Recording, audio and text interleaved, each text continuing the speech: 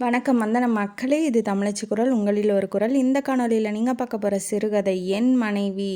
மனைவி இல்லைன்னா ஒரு மனுஷனுக்கு வாழ்க்கையில் என்னென்ன துன்பங்கள் வரும், என்னென்ன சித்திரவதைகளை அனுபவிக்க வேண்டியது இருக்கும், என்னென்னத்தை அட்ஜஸ்ட் பண்ணணும், எப்படிலாம் வாழ்க்கை சீர்கெட்டு வாழ்க்கை நாசமாக போகும் அப்படிங்கிறத இந்த கதை மூலமாக சொல்லியிருக்காங்க. இது என்ன கதை, வாங்க கதைக்குள்ளே போய் தெரிஞ்சுக்கலாம்.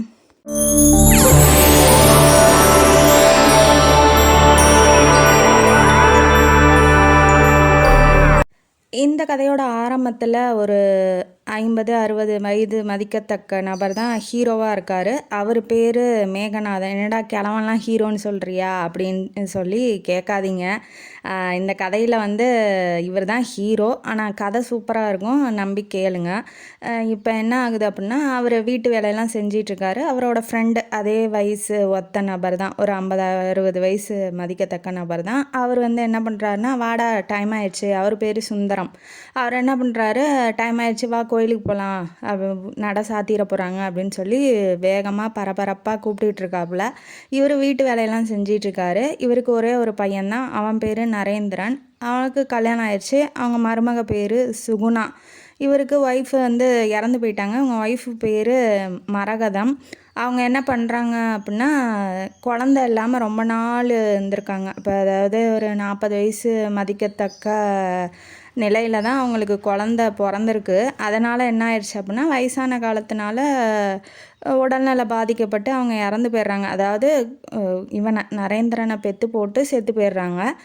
இப்போ அவருக்கும் இருந்த ஒரே ஆறுதல் யார் அப்படின்னா, தன்னோட மகன் நரேந்திரன் தான். அவன் மேலே உயிரே வச்சு வளர்த்திருக்காப்புல. இவர் ஏன் இந்த வீட்டு வேலையெல்லாம் செய்யணும், மருமக தான் வந்துட்டாலே அவள் செய்யலாமே அப்படின்னு சொல்லி உங்களுக்கு ஒரு கேள்வி வரும். இது என்ன, ஏன் இப்படி இருக்காரு அப்படிங்கிறது கதையில் கொஞ்சம் கொஞ்சமாக வரும், கேட்டு தெரிஞ்சுக்கோங்க. இப்போ வராரு இல்லையா ஃப்ரெண்டு சுந்தரம், அவருக்கும் 2 பசங்க ஒரு பொண்ணு. அவருக்கும் அதே நிலமை தான். இப்போ வயசாயிருச்சு. இவங்க 2 பேரும் ஒரே ஆஃபீஸில் வேலை செஞ்சு, ஆஃபீஸ்லலாம் எப்படி அப்படின்னா, மேகநாதன் ரொம்ப ஸ்ட்ரிக்டான, ரொம்ப நல்லா வேலை செய்கிறவர். முதலாளிக்கு, அதாவது எம்டிக்கெலாம் ரொம்ப பிடிக்கும். அவரால் தான் இந்த கம்பெனி முன்னேற்றத்துக்கே வந்துச்சு. கம்பெனி இந்த அளவுக்கு உயர்ந்திருக்கு அப்படின்னா அதுக்கு காரணமே மேகநாதன் தான் அப்படின்னு சொல்லி நிறையா வாட்டி பாராட்டியிருக்காரு. அப்படி பாராட்டினவர் இப்போ எப்படி இருக்கார் அப்படின்னா, அவர் எப்போவுமே தன்னோட ட்ரெஸ்ஸிங் சென்ஸு, நம்ம இப்படி தான் போகணும், இப்படி டிப்டாப்பாக போகணும், இப்படி நல்லா டீசெண்டாக இருக்கணும், ட்ரெஸ்ஸில் மனசில் அவர் நல்லவர் தான், ரொம்ப கரை இல்லாத மனுஷன்தான். ட்ரெஸ்ஸில் கரை இருந்தாலும் அதை அவ்வளோவா கண்டுக்க மாட்டார்.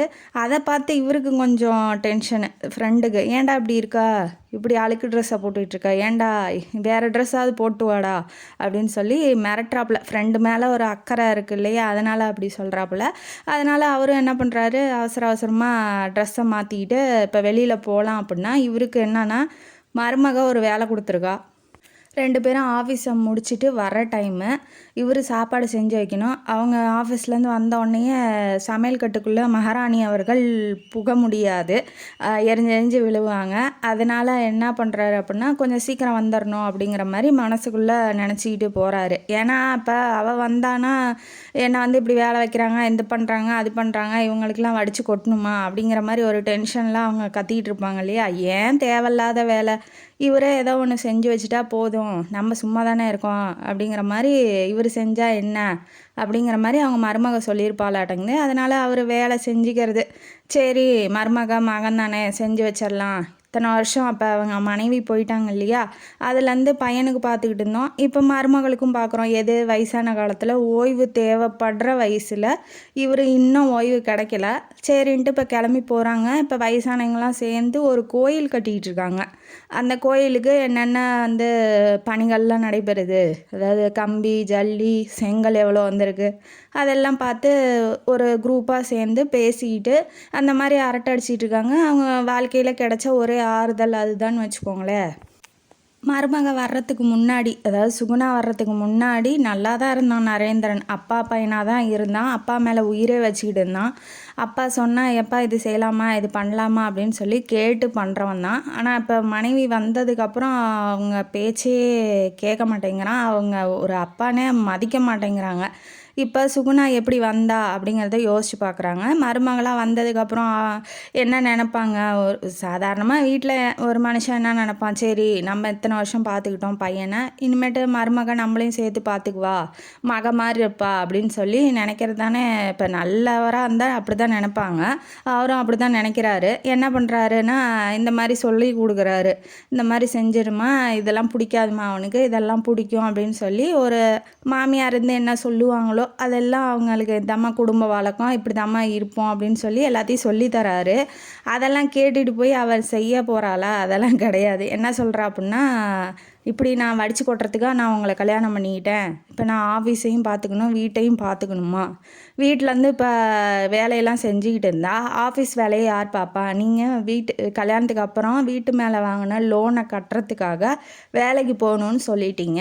இப்போ நான் வேலைக்கு போனால் வீட்டு வேலையெல்லாம் யார் செய்வேன்? நான் ஒண்டியாக செய்ய முடியாது, என்னால் செய்யவே முடியாது அப்படின்னு சொல்லி அதுக்கு சண்டை இழுக்கிறா. எது நரேந்திரன்ட்ட சுகுணா சண்டை போடுறா. இதனால அவருக்கு டென்ஷனாக, இந்த வீடு ஒன்று வாங்கி வச்சுருக்காங்க, அதுக்கு வந்து பாதி அமௌண்ட்டு வந்து யார் போட்டது அப்படின்னா நம்ம மேகநாதன் தான். ப்ராவிடென்ட் ஃபண்டு வரும் இல்லையா, அவர் ஒரு கவர்மெண்ட்டு ஊழியர். அதனால் அந்த ஃபண்டு கவர்மெண்ட் இல்லை, ப்ரைவேட்டு ஊழியர் தான். கொஞ்சம் கொஞ்சம் பணம் எடுத்து வைப்பாங்க இல்லையா, அந்த மாதிரி எடுத்து வச்சு ஒரு குறிப்பிட்ட அமௌண்ட்டு வந்துருக்கு. அதை வந்து என்ன பண்ணியிருக்காரு, பையனுக்கு கொடுத்துட்டாரு. கேட்கும் போது கொடுத்துட்டாரு. வீடு வாங்குறேன் அப்படிங்கும் போது பாதி பணம் அவர் போட்டிருக்காரு, பாதி பணம் இவங்க லோன் வாங்கி கட்டியிருக்காங்க. ஆனால் அந்த வீட்டில் அவர் இருக்கிறதே இப்போ கஷ்டமாக இருக்குது. இவர் பணம் கொடுத்து தான் அந்த வீட்டில் இருக்கார். இவர் ஒன்றும் ஓசியிலலாம் போய் உக்காந்துட்டு இல்லை. இருந்தாலும் அவங்க மருமவ அப்படி பேசிகிட்டு இருக்கு. என்ன பண்ணுறாருன்னா, பையன் வந்து ஏன் அவர் வயசாயிருச்சு, அவர் ஏன் இன்னும் வேலை செய்யணும், அவரை ஏன் கஷ்டப்படுத்துகிற, இத்தனை நாள் வரைக்கும் என்னை வளர்த்துனாரு, கொஞ்சம் ஹெல்ப்பு பண்ண சொல்கிறேன், ஹெல்ப்பும் பண்ணுவார் அப்பாவாக வந்து கூட, ஏன் அவருக்கு ஓய்வு கொடுத்தா என்ன அப்படின்னு சொல்லி ஒரு வார்த்தை கூட பையன் கேட்கல. அது வந்து மனசுக்கு கஷ்டமாக இருக்குது. அவன் வந்து என்ன சொல்லிடுறான் அப்படின்னா, அப்பா நீங்கள் வீட்டை பார்த்துக்கோங்கப்பா, அவளால் முடியாதான், எது அந்த பொண்ணு வந்து எது கல்யாணம் பண்ணிக்கிட்டு வந்திருக்கா, ஒரு குடும்பத்தை முன்னேற்றுறதுக்கும் குடும்பத்தில் இருக்கிற உறுப்பினர்களை பார்த்துக்கிறதுக்கு, அதுக்குன்னு அந்த பொண்ணையே எல்லா வேலையும் செய்ய சொல்லலை, கொஞ்சம் ஹெல்ப் பண்ணுவார், இவனும் போய் ஹெல்ப் பண்ணலாம் இல்லையா, ஹெல்ப் பண்ணுங்க நான் பார்த்துக்கிறேன் மாமா, இல்லை நீங்கள் இருங்க மாமா நானே செஞ்சுக்கிறேன் அப்படி சொல்லலாம். அந்த பொண்ணு என்ன பண்ணுறா அப்படின்னா, என்னால் முடியாது, என்னால் ஒரு வேலை கூட செய்ய முடியாது, நான் ஆஃபீஸுக்கு தான் போயிட்டு வருவேன் அப்படிங்கிற மாதிரி ஒரு டைப்பு. பையன்தான் சொல்லிட்டானே வீட்டை பார்த்துக்கோங்க அப்படின்னு சொல்லி, அப்புறம் என்ன பண்ணுறது, இவருக்கும் வயசாயிருச்சு, வீட்டில் சும்மா உட்காந்துட்டு இருக்கக்கூடாதுன்னு சொல்லிட்டாங்க மகனும் மருமகளும். அதனால் வீட்டில் சமையல் வேலையெல்லாம் செய்கிறது அவர் தான். வேலைக்கு சமைச்சு வச்சுருவாப்புல. இவங்க எப்படி அப்படின்னா, வாரம் ஆனால் வீக்கெண்டில் வந்து வெளியில் போயிடுவாங்க, எல்லாம் சாப்பிட்டுட்டு வயிறு முட்டை நிறச்சிக்கிட்டு தான் வருவாங்க. வீட்டில் ஒரு மனுஷன் கிடக்குறான், அவனுக்கு சோறு வேணும், இல்லை அவனுக்கு சாப்பாடு செஞ்சு வச்சுட்டு போகணும், இல்லை உங்களுக்கு என்ன மாமா வேணும் அப்படின்னு சொல்லி கையில் பணமாவது கொடுத்துட்டு போகணும். நல்ல வேளை அவர் எல்லா பணத்தையும் மகன்னு சொல்லி போடாமல் கொஞ்சம் குறிப்பிட்ட அமௌண்ட்டை வந்து அவர் வச்சுருக்காரு பேங்க்கில். இருந்தாலும் அந்த பணத்தையும் எப்படா கிடைக்குன்னு சொல்லி கழுகு, இந்த பெனங்குத்தி கழுகுகள் மாதிரி இதுங்க ரெண்டும் இப்போ அந்த பணத்துக்காக அவங்க அப்பாவை வீட்டில் வச்சிட்ருக்காங்கன்னு வச்சுக்கோங்களேன். இல்லைன்னா எப்போயோ அடித்து துரத்திருக்குங்க ரெண்டும். இப்போ என்ன ஆகுது அப்படின்னா, காலையில் போன கப்புள்ஸு, அதாவது மகனும் மருமகளும் வீட்டுக்கு வரல, இன்னும் கொஞ்சம் லேட் ஆயிடுச்சு, 8 மணிக்கு மேலே ஆயிடுச்சு. இப்போ அவர் வந்து என்ன சொல்கிறாரு அப்படின்னா, இந்த மாதிரி சமைச்சு வச்சுட்டோமா, நீங்கள் வெளியில் போகிறீங்கன்னு தெரிஞ்சு தான் வந்து ஒரே ஒரு ரசமும் கூட்டும் மட்டும் வச்சுட்டேன், சாப்பாடு எடுத்துகிட்டு வந்து வைக்கட்டுமாமா அப்படின்னு சொல்லி கேட்குறாரு. யார் இவ பணியோட செய்யணும், அதை விட்டுட்டு அவர் இவங்களுக்கு செஞ்சிகிட்ருக்காரு. சரின்னு இதை கூட பரவாயில்ல. ஆனால் இதுக்கப்புறம் சொல்கிறா பாருங்க, என்ன சொல்கிறான்னா, உங்களை யார் அவ்வளோ செய்ய சொன்னது, என்கிட்ட கேட்டுட்டுல நீங்கள் சமைக்கணும், உங்களுக்கு ஏன் அந்த அதிக பிரசங்கித்தனம், ₹1 போய் வெளியில் சம்பாரிச்சு பாருங்கள், அப்போ தான் உனக்கு தெரியும். அதாவது இத்தனை வருஷம் சம்பாரித்து குடும்பத்தை காப்பாற்றி பையனை ஆளாக்கி பட்டப்படிப்பு படிக்க வச்சு வேலைக்கு அனுப்பிச்சி விட்டவருக்கு ₹1 சம்பாரித்து பாருங்கள், நாங்கள் எவ்வளோ கஷ்டப்படுறோன்னு உங்களுக்கு தெரியுமான்னு கேட்குற கேள்வி எப்படி இருக்கும்னு பாருங்கள். அவரோட மனசு அப்படியே அதிர்ந்து அப்படியே இதாகிட்டார், வெக்ஸ் ஆகிட்டார். அப்புறம் என்ன சொல்கிறா அப்படின்னா, இந்த சாப்பாடெலாம் ஏன் வீணாக்குறீங்க, இவ்வளோ செலவு யார் வந்து சரி கட்டுறது, இந்த சாப்பாட்டெல்லாம் ஏன் இப்படி வீணாக்குறீங்களே, இந்த பொருள்லாம் வாங்குறது எவ்வளோ கஷ்டம் தெரியுமான்னு லிஸ்ட்டு போட்டு அளந்துக்கிட்டு போயிட்டே இருக்கா. இப்போ என்ன சொல்லணும், மகன் வந்து சரி பரவாயில்ல அப்பா தெரியாமல் செஞ்சிட்டாரு இல்லையா, பரவாயில்ல விடு நம்ம காலையில் சாப்பிட்டுக்கலாம், அவன் இல்லைன்னா சூடு பண்ணி சாப்பிட்டுக்கலாம் அப்படின்னாவது சொல்லணும். அதெல்லாம் எதுவும் சொல்லலை, அவன் பாட்டுக்கு போயிட்டான். அதாவது என்ன வேணாலும் நடக்கட்டும், நமக்கு இப்போ தேவை பணம் அப்படிங்கிற மாதிரி அவன் போயிட்டான்.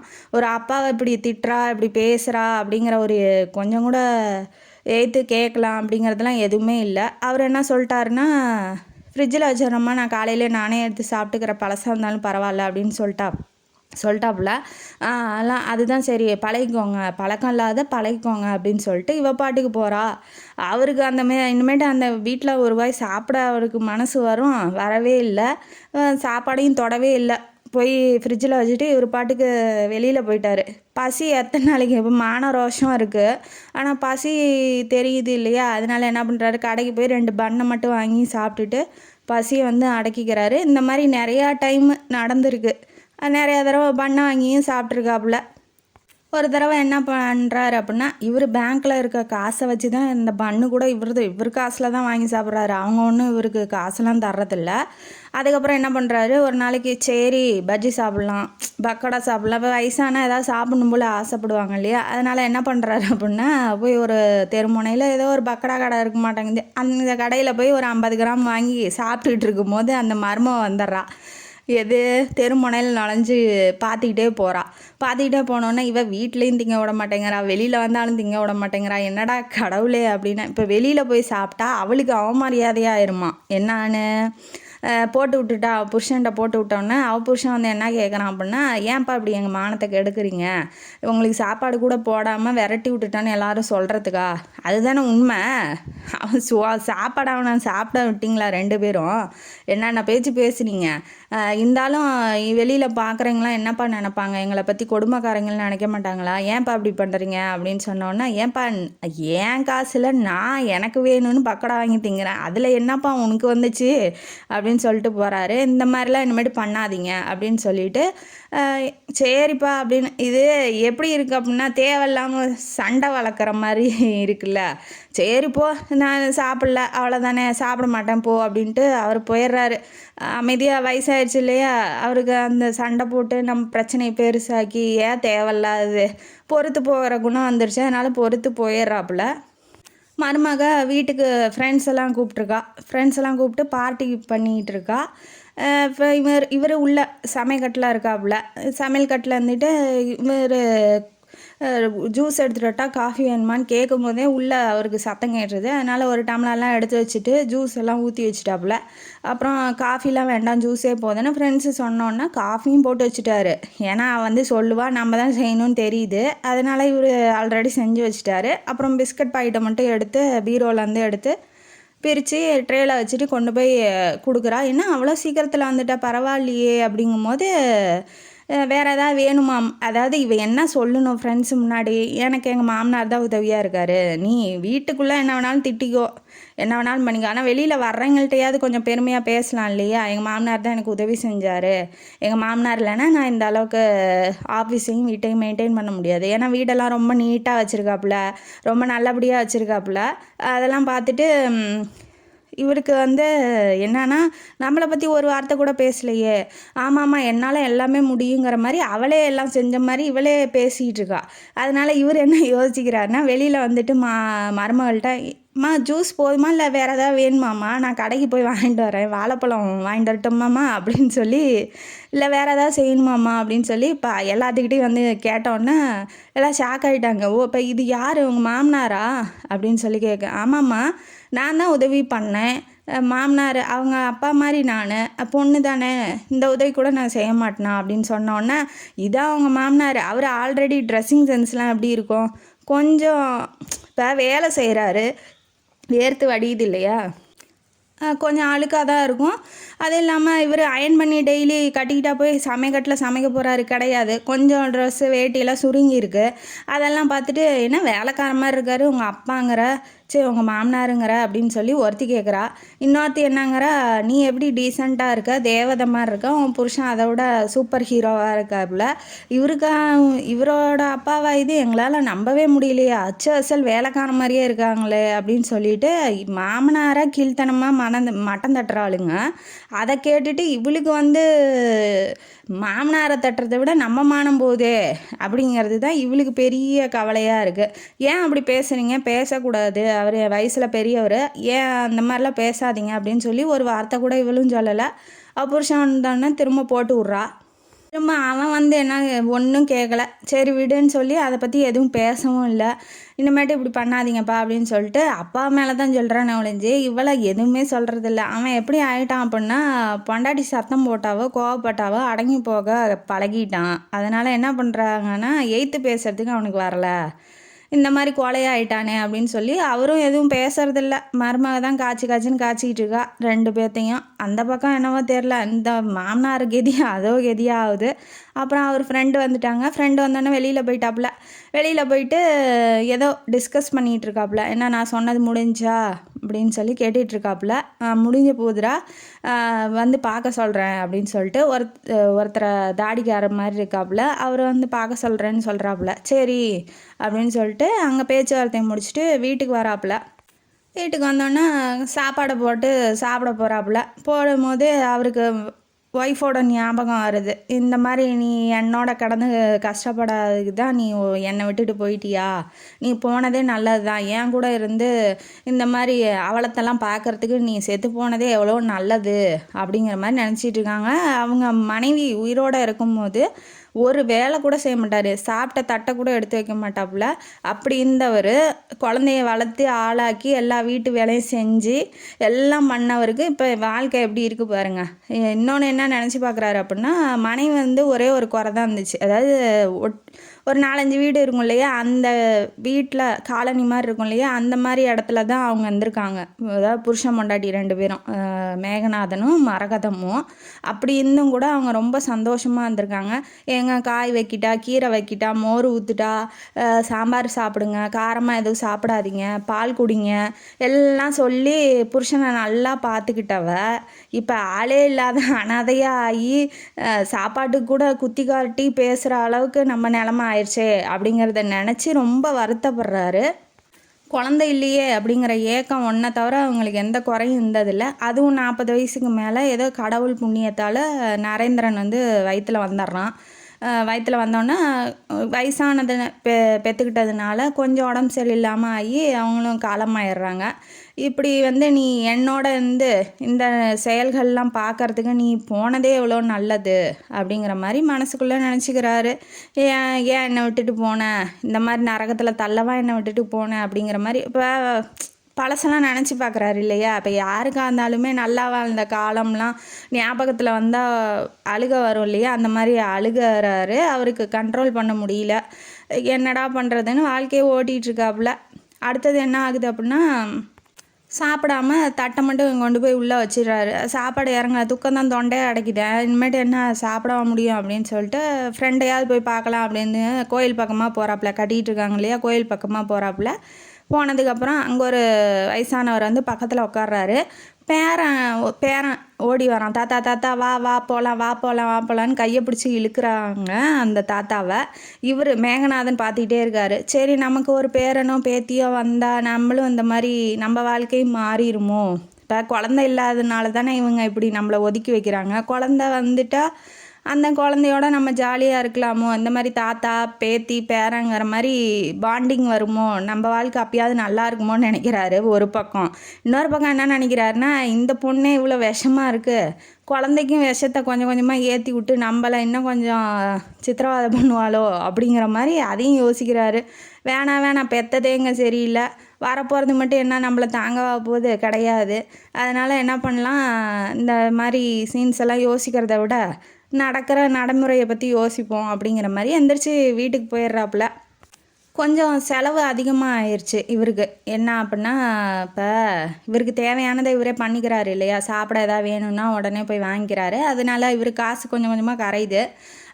இப்போ காசு தீர்ந்துருச்சுங்கன்னா என்ன பண்ணுறாரு, இப்போ பேங்க்கு போகணும், அர்ஜென்ட்டாக போய் பணத்தை எடுத்துகிட்டு வரணும், கை செலவுக்கு வேணும் அப்படிங்கிறதுனால மருமக எப்போ கிளம்புவாங்க டிஃபன் பாக்ஸோடு நிற்கிறாரு. கொடுத்து அனுப்பிச்சி விட்டு கிளப்பி விடலாம் அப்படின்னு சொல்லிட்டு இவர் அர்ஜென்ட்டில் என்ன பண்ணிட்டாரு, காலர் லைட்டாக கிழிஞ்ச ஷர்ட்டாக போட்டுடுறாரு. இவருக்கு என்னன்னா இப்போ பணம் எடுக்கணும், கையில் காசு இல்லை இல்லையா, அதனால அர்ஜென்ட்டு எப்போதுமே ட்ரெஸ்ஸிங் சென்ஸ் எல்லாம் பார்க்க மாட்டார். இப்போ வந்து என்ன பண்ணுறாரு, லைட்டாக கிழிஞ்ச காலரோட போட்டு போயிடுறாரு. அது ஒரு பிரச்சனையாக்கி, இப்படி போய் கிழிஞ்ச ஷர்ட்டை வந்து போட்டுக்கிட்டு போகிறீங்களே, ஏன் உங்களுக்கு சட்டை வாங்கி தர்றது கூட எங்களால் முடியாதுன்னு எல்லாரும் தெரிஞ்சுக்கணுமா, இல்லை எல்லாரும் தெரிஞ்சுக்கணும் இவங்கெல்லாம் இப்படி கெட்டவங்களா இருக்காங்கன்னு சொல்லிட்டு எங்கள் மானத்தை வாங்கிறதுக்கு நீங்கள் போட்டு போனீங்களான்னு அதுக்கு ராமாயணம் மகாபாரதெல்லாம் இழுத்து அவள் பேசிகிட்டு இருக்கா. அவள் வந்து என்ன ஜென்மம்னே எனக்கு ஒன்றும் புரியல. பத்தாவதுக்கு வந்த புதுசில் சொன்ன வேலையெல்லாம் செஞ்சவர் இப்போ ஏருக்கு மாறாக செய்கிறாரு. இதை செய்யுங்க அப்படின்னா அது செய்ய மாட்டேங்கிறாரு. அதுக்கு இந்த மாதிரி வராதிங்க, இந்த மாதிரி பேசாதீங்க, இந்த மாதிரி பண்ணாதீங்கன்னா அவர் ஏருக்கு மாறாக செஞ்சு எல்லாத்தையும் பண்ணி விட்டுறாரா. அதனால் மருமக வந்து இப்போ ஷாக்கில் இருக்கா. ஏன் இப்படி பண்ணுறாரு, இப்போ கொஞ்ச காலமாக இப்படி நடந்துகிட்டு இருக்காரு, என்ன ஆச்சுன்னு தெரியலையே அப்படிங்கிற மாதிரி இவ யோசிச்சுட்டு இருக்கா. இப்போ சண்டையெல்லாம் முடிஞ்சிருச்சு.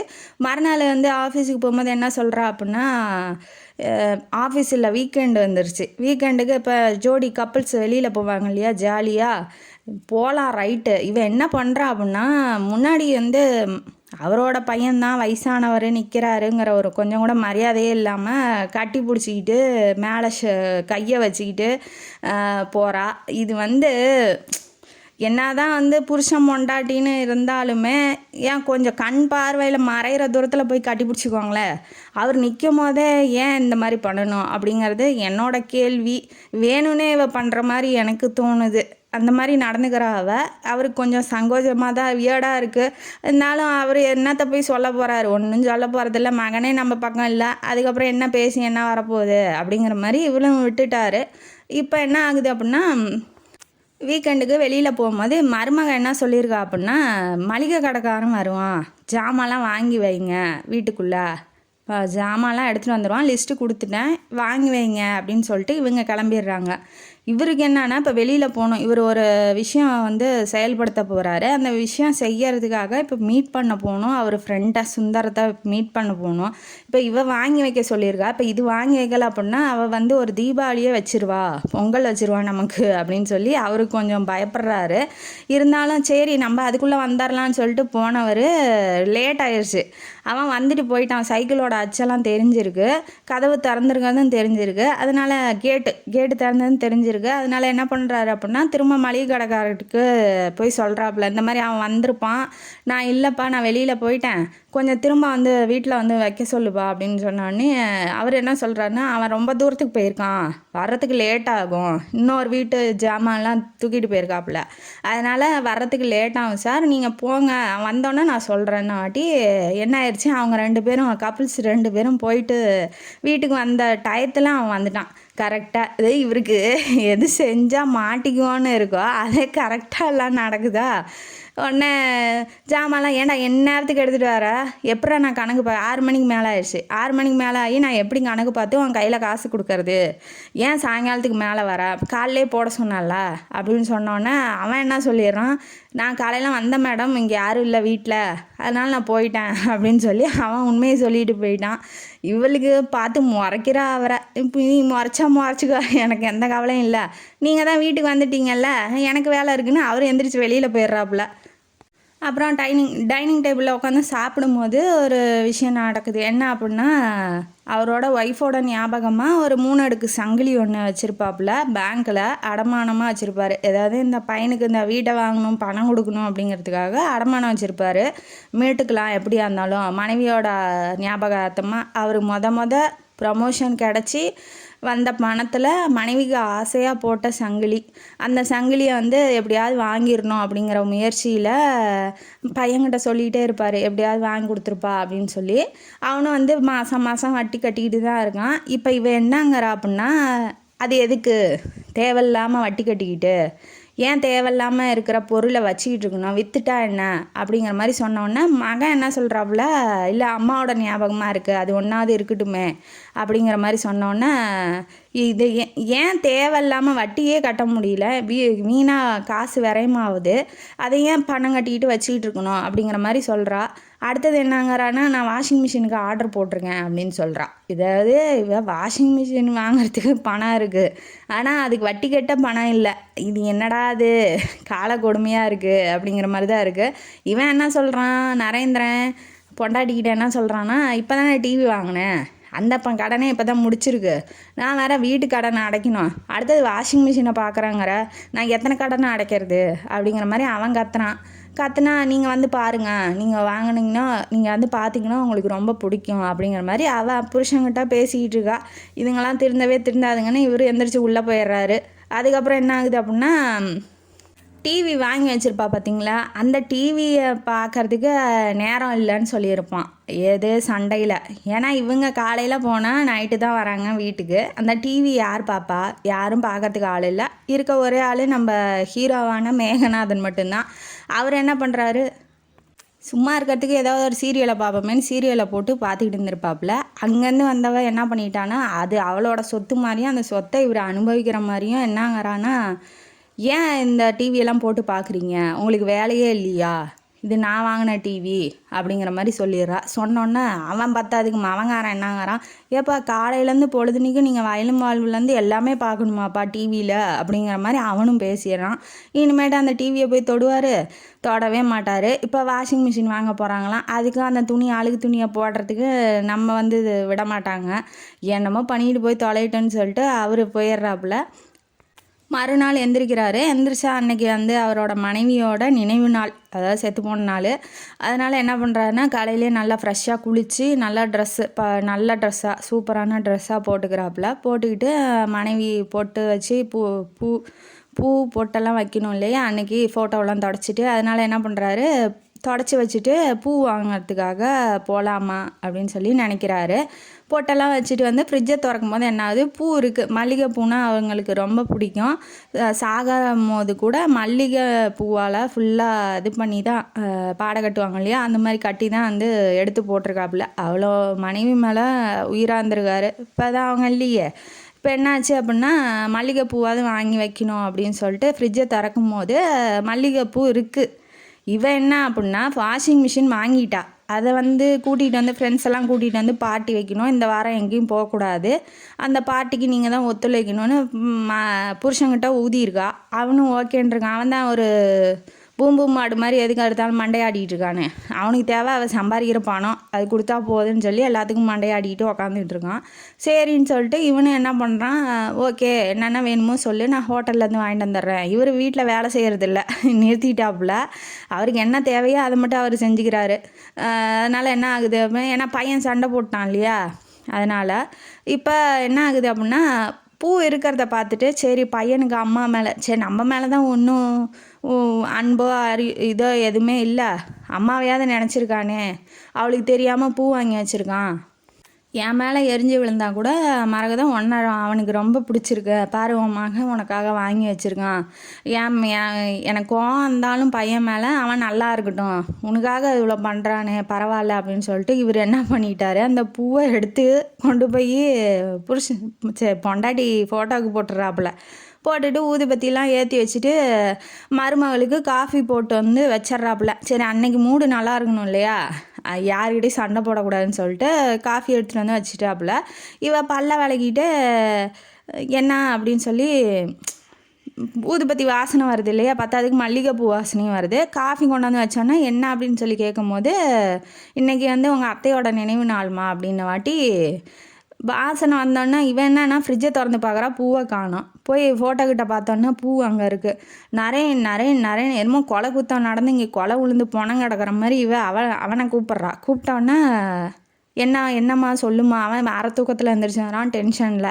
என்னாச்சு சொல்லுன்னாட்டி, நான் வாங்கி வச்ச பூ அவங்க அப்பா வேணும்னே அவங்க அம்மா ஃபோட்டோக்கு போட்டாங்க, செத்தைங்களுக்கு இப்போ பூ ரொம்ப முக்கியமா அப்படிங்கிற மாதிரி கத்துனோன்னா அவன் என்ன சொல்கிறான்னா, இவனுக்கு வேணா நான் வாங்கி தரேன், அதாவது என்ன சொல்லணும், உயிரோடு இருக்கவங்கள தான் மதிக்கிறதில்ல. அட்லீஸ்ட் செத்தவங்களுக்கு ஒரு முளை பூ போட்டது ஒரு குத்தமாடா, அதாவது இவன் கேட்கணும்ல, அதையும் கேட்காம ஏன்பா உங்களுக்கு வேணும்னா நீங்களே போய் வாங்கிக்கோங்களேன்ப்பா, ஏன்பா இதை எடுத்து போட்டிங்க அப்படிங்கிற மாதிரி அவன் அப்பனையே அக்யூஸ்டு மாதிரி பேசாமல் இவர் டென்ஷன் ஆகிட்டார். இன்ன வரைக்கும் அடக்கி வச்சதை செம்மையாக திட்டி விட்றாரு. என்னங்கிறாரு, ஏன்டா ஒரு முளம் பூ கூட என் பொண்டாட்டி வக்கில்லாதவளாடா, அது கூட வந்து போட்டதுக்கு, அதாவது நீ வாங்கி வச்சிருப்பேன்னு தான்டா நான் எடுத்து போட்டேன், உன் பொண்டாட்டி வாங்கினா நான் ஏன்டா போய் அதை தொடக்கூட மாட்டேன்டா, நீ உங்கள் அம்மா நினைவு நாளுக்காக வாங்கி வச்சிருப்பியோன்னு நினச்சி போட்டுட்டேன்டா, உனக்கு எங்கே அந்த நினப்பெலாம் இருக்க போகுது. முன்னாடி எப்படி இருந்தான் கல்யாணத்துக்கு முன்னாடி அப்படின்னா, அன்னைக்கு ஃபுல்லாக சாப்பிட மாட்டான், எதுவுமே விரத மாதிரி இருப்பாங்க இல்லையா, அந்த மாதிரி இருப்பான். அம்மாவுக்கு ரொம்ப பிடிச்ச பூவெல்லாம் வாங்கிட்டு வந்து போடுவான். அதனால் இவர் என்ன நினச்சிக்கிட்டாரு அப்படின்னா, அவன் தான் வாங்கிட்டு வந்து வச்சுருக்கான்னு நினச்சி நான் போட்டுட்டேன்டா, என்னை மன்னிச்சிரு, அந்த ஒரு முழம் பூவை என் பொண்டாட்டிக்கு எனக்கே வாங்கிக்க தெரியும், நீ வாங்கிட்டேன்னு வச்சுட்டேன்னு தாண்டா நான் போட்டுட்டேன் அப்படின்னு சொல்லிட்டு இவர் டென்ஷன் ஆகி வெளியில் போயிட்டார். இந்த கருமந்துங்கள்ட்ட எல்லாம் நம்ம என்னத்தை போய் பேசுறதுன்னு போயிட்டாப்புல. இவங்க நல்லா பார்ட்டி பண்ணிகிட்டு இருக்காங்க. வாஷிங் மிஷின் வாங்கிட்டாங்க இல்லையா, பார்ட்டி பண்ணிவிட்டு அந்த டிவியில் புதுசாக வீடியோ போட்டு பார்த்துக்கிட்டு தேட்டர் மாதிரி அலப்பறம் பண்ணிகிட்டு இருக்காங்க. இவர் வராரு, அதெல்லாம் கண்டுக்கல. இவர் பாட்டுக்கு உள்ளே போகிறதுக்கு போகிறாப்புல. அதில் ஒருத்தி என்ன பண்ணுறா அப்படின்னா, நீங்கள் தானே இவங்களோட மாமனார், இன்றைக்கி சூப்பராக இருக்கீங்க, அன்றைக்கி வேலைக்கார மாதிரி இருந்தீங்க அப்படின்னாட்டி இவர் என்ன குத்தலாக சொல்கிறாரு அப்படின்னா, ஆமாம் இன்றைக்கி என் பொண்டாட்டி செத்த நாள், அந்த பையன் இருக்கான்ல அங்கே ஒருத்தன் நின்றுட்டு இருக்கான் பாருங்க, நான் பெற்று வளர்த்தி வச்சுருக்கேன், அந்த பையனோட அம்மா வந்து செத்து போயிட்டாங்க, இன்றைக்கி தான் செத்து போன நாள், அதனால தான் உங்களுக்கு புது புது வீடியோவாக காட்டி நல்லா கொண்டாட்டமாக பார்ட்டி பண்ணிகிட்டு இருக்காங்க, நல்லா ஜாலியாக இருங்க அப்படின்னு சொல்லி ஒரு குத்தலாக ஒரு குத்திட்டு போயிடுறாரு. இனிமேட்டு அங்கே எவனாவது உக்காந்துட்டு இருப்பான், ஒருத்தங்க கூட இல்லை, எல்லாம் வெளியில் போயிட்டாங்க. இது ஒரு பெரிய அவமானம், இது ஒரு மானக்கேடு, இந்த மானக்கேட்டை எப்படியாவது நீக்க வேண்டும் அப்படிங்கிற ஒரு குறிக்கோளோட இந்த என்ன பண்ணுறா, புருஷனை கூட்டிகிட்டு சண்டைக்கு போகிறா. நீங்கள் ஏன்ப்பா அப்படி சொல்கிறீங்க, எதுக்குப்பா அப்படி சொல்கிறீங்க அப்படின்னு சொல்லிட்டு. டேய் நான் என்னடா சொன்னேன், அன்னைக்கு பார்ட்டி வச்சால உன் பொண்டாட்டியே, அப்போ வந்து உன் பொண்டாட்டியோட ஃப்ரெண்ட்ஸுங்கெல்லாம் என்ன வேலைக்காரன் சமயக்காரன்னு சொன்னாங்கடா, அதை விடவாடா நான் சொன்னேன், உண்மைதானடா சொன்னேன் அப்படின்னு சொன்ன உடனே அவர்கிட்ட போய் என்னத்த பேசுறதுன்னு இவன் கிளம்பி போயிடுறான். ஏன்னா குத்தமுள்ள நெஞ்சு குறுக்குது, பெத்த தாய் செத்து போயிட்டா, அவளுக்கு சாமி ஒரு அட்லீஸ்ட்டு சாமியாவது கும்பிட்டு நல்லா வச்சுக்கோமா அப்படின்னாவது சொல்லியிருக்கலாம். ஒரு கும்பிடாது கும்பிட்டுருந்தா அவர் மனசு சாந்தி அடைச்சிருக்கோம். நீங்கள் கும்மி அடிக்கிறதுக்கு நாங்கள் ஊறுகாயாடா அப்படிங்கிற மாதிரி இவர் நினச்சிக்கிட்டு இருக்காரு. அப்புறம் என்ன ஆகுது அப்படின்னா, அந்த ஒரு விஷயம் பேசிகிட்டு இருந்தார் இல்லையா, வெளியில் போய் ஏதோ ஒரு இடம் வாங்க போகிறாராட்டங்கு, இடம் வாங்க போகிறத பற்றி பேசுகிறதுக்கு அந்த தாடிக்காரன் ஒருத்தனை கூப்பிட்டுருந்தார் இல்லையா, அவர் வந்து வீட்டுக்கு வர சொல்லிட்டா அப்படின்னு சொல்லி அவர் ஃப்ரெண்டு கேட்குறாப்புல. அதுக்கு என்ன சொல்கிறாரு, வேணாம் வீட்டுக்குலாம் ஆனால் காஃபி ஷாப்புக்கு போகலாம், காஃபி ஷாப்புக்கு கூட்டிகிட்டு வா, 2 பேரும் பேசிக்கலாம் அப்படிங்கிற மாதிரி சொல்லி வச்சுருக்காங்க. இப்போ இவர் கிளம்பி காஃபி ஷாப்புக்கு போகிறாரு. அந்த நாள் அதை முடிஞ்சிருச்சு, மறுநாள் நடக்கிறது இது. காஃபி ஷாப்புக்கு போனோன்னே அன்னைக்கு இப்போ இவனோட அதாவது நரேந்திரனோட ஆஃபீஸில் வந்து புதுசாக ஒரு எம்டி வந்திருக்காப்புல, மேனேஜர் மாதிரி. அவர் வந்து ரொம்ப ஸ்ட்ரிக்டாக இருக்காப்புல, நிறையா ஒர்க் கொடுக்குறாரு. அதனால என்ன ஆகுது அப்படின்னா, சாயங்காலம் லேட் ஆகிறதுனால இவளை வந்து பிக்கப் பண்ண முடியாது பொண்டாட்டியை, அதனால் நீ தனியாக போமா பஸ்ஸில் அப்படின்னு சொல்லிட்டாப்புல. பஸ்ஸுக்கு வந்து இப்போ ஆளுங்காமல் குலுங்காமல் ஸ்கூட்டியில் போயிட்டு வந்தவளுக்கு பஸ்ஸில் போகிறது ரொம்ப கஷ்டமாக இருக்குது. இறங்கி சரி ஒரு காஃபி குடிச்சிட்டு போகலாம், அதான் இவர் என்ன செய்கிறாரோ அதெல்லாம் யாருக்கு தெரியாமல் செய்யணும்னு நினைக்கிறாரோ அப்படியே எல்லாம் தெரிஞ்சு போய் நடக்குது. அவரோட தலையெழுத்தா இல்லை இவளோட நல்லதா என்ன ஒன்றும் புரியல. இவ சண்டை இழுக்கணுன்னே கடவுள் வந்து எல்லாமே சொல்லி போட்டு கொடுக்குறாரா என்னன்னு எனக்கு ஒன்றும் புரியல. அதுக்கப்புறம் என்ன ஆகுது, காஃபி குடிக்கலான்னு போகும்போது இவங்க 3 பேரும் பேசிகிட்டு இருக்கிறத அவள் கேட்டுடுறா. இது மாமனாருக்கு வரலாச்சே, இங்கே என்ன பண்ணுறாரு, 10,000 நான் கொடுத்துட்றேன்ப்பா அப்படின்னு சொல்லி இவர் பேசிகிட்டு இருக்க. 10,000மா, பெத்த பையனுக்கு அரை பைசா கூட கொடுக்கறதுக்கு வக்கு இல்லை, 10,000 யாருக்கோ தானம் தர்மம் இட போகிறாராமே அப்படிங்கிற மாதிரி இவர் நினச்சிக்கிட்டு போய் எப்படா புருஷங்கிட்ட சொல்லலாம் அப்படிங்கிறதோட வெயிட் பண்ணிகிட்டு இருக்கா. மாமனார் கூட பேசுறதில்ல, ஏன்னா அன்றைக்கி அவமானப்படுத்திட்டார் இல்லையா ஃப்ரெண்ட்ஸுங்கள்ட்டலாம், அதனால் பேசுறதில்ல. புருஷன் வந்தோன்னே சொல்கிறா, இந்த மாதிரி உங்கள் அப்பா யாருக்கோ கொடுக்க போகிறாராம் அப்படின்ன வாட்டி அவன் என்ன சொல்கிறான்னா, என் ஆஃபீஸ் முதலாளி வந்து இப்போ விருந்துக்கு வரேன்னு சொல்லியிருக்காப்புல, விருந்தை நல்லா சமைச்சு போட்டினா தான் என்னோடய ப்ரமோஷன் வந்து கிடைக்கும், நல்ல சம்பளம் கிடைக்கும், அதனால் அதை நல்லபடியாக பாரு, அதெல்லாம் அந்த 10,000லாம் அப்புறமா கிடக்கட்டும், அப்புறமா அதெல்லாம் செய்ய மாட்டார் எங்கள் அப்பா அப்படிங்கிற மாதிரி இவன் அந்த 10,000 இப்போ ஒன்றும் இல்லாத மேட்ரு ஆயிடுச்சு. இப்போ இந்த விருந்து வைக்கிறது ரொம்ப முக்கியமானதாக ஆயிடுச்சு. இப்போ நேராக போகிறான் அப்பாட்ட போகிறான். ஏன்னா இவர் வந்து யாராவது வரும்போது தானே குத்துறாரு.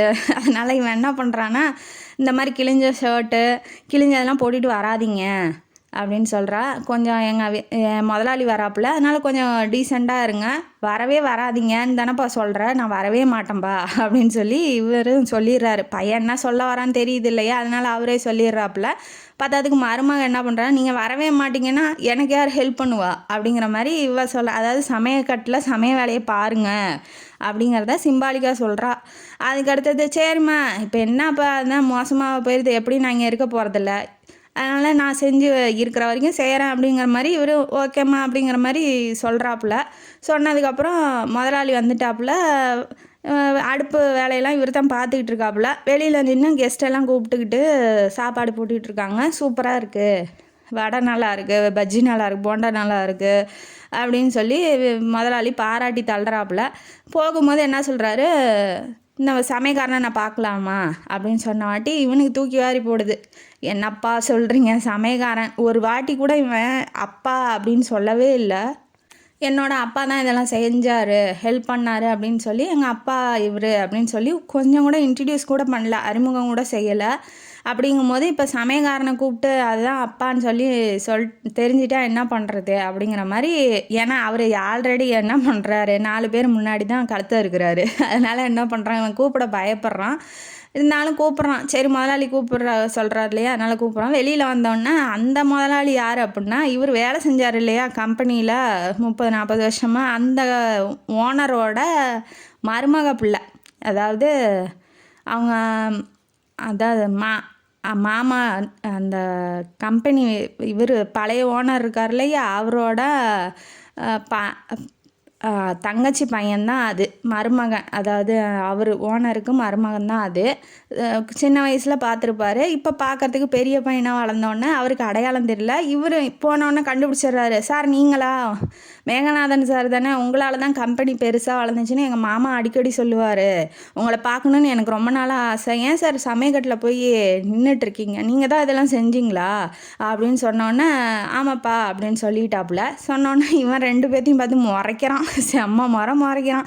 ஒரு எவ்வளோ பெரிய ஆள் இவர் வந்து சமயக்கட்டில் விட்டு இப்படி பாடா படுத்துறீங்களா அப்படின்னு சொல்லி காலிலேயே சாஷ்டாங்கமாக விழுந்து ஆசீர்வாதம் வாங்கிக்கிறான். பெத்த தகப்பன் இத்தனை நாள் வீட்டில் இருக்கான், அவனை ஒரு மனுஷனாகவே மதிக்கலை. எங்கேயோ எப்பயோ பார்த்தா ஒரு சின்ன பையன் வளர்ந்து வந்து நம்மள்ட்ட ஆசீர்வாதம் வாங்குறானே அப்படிங்கிற சந்தோஷத்தோடு எழுப்பி விட்றாப்புல. நல்லா இருக்கணும்பா அப்படின்னு சொல்கிறாப்புல. இவர் அப்படியே கிளம்பிட்டாப்புல. அந்த ஓனர் கிளம்பி விட்டுட்டாரு. உடனே மக வந்து அழுகுறான், என்னை மன்னிச்சிருங்கப்பா, நான் தப்பு பண்ணிட்டேன், என்னை மன்னிச்சிருங்கப்பா, நீங்கள் சொன்னாதான் எனக்கு வந்து இப்போ ப்ரமோஷன் கிடைக்கும், எப்படியாவது சொல்லுங்கப்பா, நீங்கள் ஓகேன்னா தான் நீங்கள் என் பையனுக்கு கொடுங்க அப்படின்னு சொன்னாதான் அவங்க வந்து கொடுப்பாங்க அப்படிங்கிற மாதிரி காலில் விழுந்து கெஞ்சுறான். பத்தாதுக்கு மருமகளும் நீங்கள் சொல்லுங்களேன் மாமா, நாங்கள் உங்களை சூப்பராக பார்த்துக்குறோம், ப்ரமோஷன் கிடச்சா நீங்கள் உங்களை வந்து கோயில் கோபுரத்தில் கொண்டு போய் சாமியாக வைக்கிறோம் அப்படிங்கிற மாதிரி அளந்து விட்றா. இதெல்லாம் சொல்கிறதெல்லாம் டூப்புன்னு அவருக்கும் தெரியுது. பெத்த கடனுக்கு என்ன பண்ணணும், பையன் அழுகுறான். சரி ஓகே, ஃபோன் பண்ணுறேன், உனக்காக பண்ணுறேன், இனிமேட்டு என்கிட்ட எந்த உதவியும் கேட்காதீங்க, நான் கிளம்பிடுவேன், இங்கே இருக்க மாட்டேன், மதிப்பு இல்லாத வீட்டில் இருந்து எனக்கு என்ன புண்ணியம், நான் இன்னமேட்டும் உங்களுக்கு உழைச்சி கொட்டி உங்களை வந்து நல்லா பார்த்துக்கணுன்னு எனக்கு அவசியம் இல்லை, நீங்களாம் பெரிய ஆள் ஆகிட்டீங்க, நீங்கள் உங்களை பார்த்துக்கோங்க, நான் என்னை பார்த்துக்கிறேன். எல்லோரும் அந்த வயசானவங்களாம் இருக்காங்க இல்லையா, அவங்களாம் ஆளுக்கு 10,000 போட்டு ஒரு சின்னதாக வீடு வாங்கியிருக்காங்க, அங்கே போய் நாங்கள் செட்டில் ஆகிக்கிறோம் அப்படிங்கிற மாதிரி இவர் சொல்லிடுறாரு. ஃபோன் பண்ணியும் ப்ரமோஷன் கொடுத்துருங்கன்னு சொல்லிட்டாப்புல. இப்போ கிளம்பி அந்த வீட்டுக்கு போகிறாப்புல. அங்கே ஏதாவது உதவி செய்யணுன்னா 10 பேர் இருக்காங்க இல்லையா, 10 பேர்த்தில் யாராவது உதவி செய்வாங்க. ஒருத்தர் சாப்பாடு வச்சா கூட இன்னொருத்தர் ரசம் வைக்கலாம். ஒருத்தருக்கு ஒருத்தர் பேசிக்கிட்டு அன்பை பகிர்ந்துக்கிட்டு நல்லா ஜாலியாக வயசான காலத்துலேயும் ரொம்ப சந்தோஷமாக இருக்கலாம் இல்லையா. இங்கே கடந்து சாகிறதுக்கு அங்கே போய் பேசி சிரித்து வாழ்கிறது எவ்வளோ நல்லது இல்லையா. அதனால் அவர் கிளம்பி விட்டார். இப்போ இந்த கதை இதோட முடியுது. இந்த கதையிலேருந்து நமக்கு என்ன தெரியுது, இப்போ வயசு இருக்குது, ஜாலியாக ஆட்டம் போட்டு குத்தாட்டம் போட்டு நல்லா ஜாலியாக ஆடுறவங்களுக்கும் வயசாகும். ஏன்னா வயசுங்கிறது ஏறிக்கிட்டே போகிறது, இறங்கி அப்படியே பச்சை குழந்தையா நம்ம ஒன்றும் மாற போகிறதில்ல. இப்போ நம்ம என்ன அடுத்தவங்களுக்கு செய்கிறோமோ அதே ரிவீட்டை அப்படியே வைப்பான் ஆப்பு கடவுள் நமக்கு வயசானதுக்கப்புறம். அதனால் என்ன பண்ணுங்க அப்படின்னா, வயசானவங்களும் ஓரளவுக்கு நல்லா ரொம்ப தாங்குன்னு தாங்கி தட்டில் தாங்கலனாலும் பரவாயில்லை, வேலைக்கு சாப்பாடு போட்டு ஓய்வு கொடுங்க அப்படிங்கிறது இந்த கதையோட கருத்து. இந்த கதை காணொலி உங்களுக்கு பிடிச்சிருந்தா லைக் பண்ணுங்கள், ஷேர் பண்ணுங்கள், சப்ஸ்கிரைப் பண்ணுங்கள், கமெண்ட் பாக்ஸில் கமெண்ட் பண்ணுங்கள். நன்றி மக்களே.